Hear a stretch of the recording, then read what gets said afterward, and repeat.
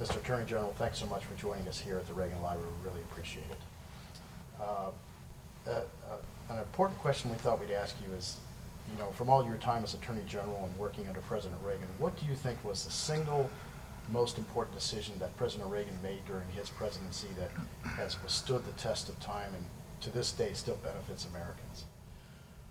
When you look at what decisions Ronald Reagan made that still benefit Americans today, there are a lot of candidates, I guess, for that. For example, when he took office, he did three major things during the following 8 years. He restored the vitality of the American economy. He put into shape the forces that ultimately led to the end of the Cold War with the forces of freedom winning, and he revived the spirit of the American people.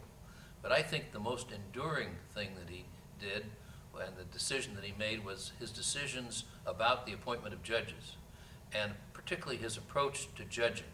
He wanted judges who were faithful to the Constitution because he realized that the judiciary was the key branch under the Constitution to protect our liberties. And his example of how to pick judges, how to appoint judges, and the standards that he used for judges still endures today. Terrific. Some have commented that the ideas that President Reagan stood for, from smaller government to lower taxes to just basic self-reliance, have had their day. Do you agree? And if not, why not? Well, there are some people who feel that what Ronald Reagan stood for, lower taxes, limited government, and self-reliance on the part of our people, are outmoded today. I would suggest that this is absolutely wrong. As a matter of fact, just recently we had an example of people coming out on the day in which they paid their income tax, the 15th of April, organized in tea parties all over the country. Thousands of people turned out to indicate their continuing commitment to those values under the Constitution of individual liberty, limited government, lower taxes, and the responsibility of people to be self-reliant and not to depend on government for everything. There are certain functions that obviously government should do, but the more that government takes advantage of the people's weakness, and the more that the government does for people that they can do themselves, or that other levels of government can do, closest to the people, then we are giving up a great deal of our freedom and the opportunity for self-expression. What do you believe was the greatest law enforcement challenge you faced as Attorney General under President Reagan, and where does that challenge stand in America today?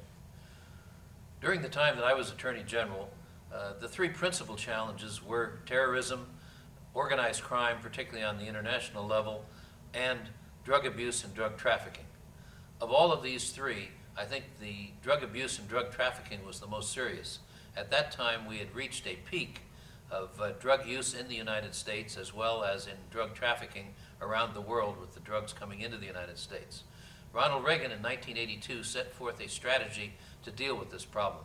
It involved international cooperation, strong law enforcement, prevention and education, treatment and rehabilitation, and extensive research.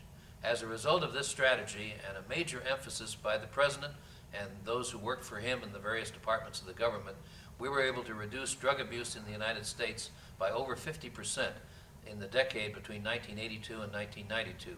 So I think this was both the greatest law enforcement challenge and also the greatest achievement that President Reagan and the Justice Department made.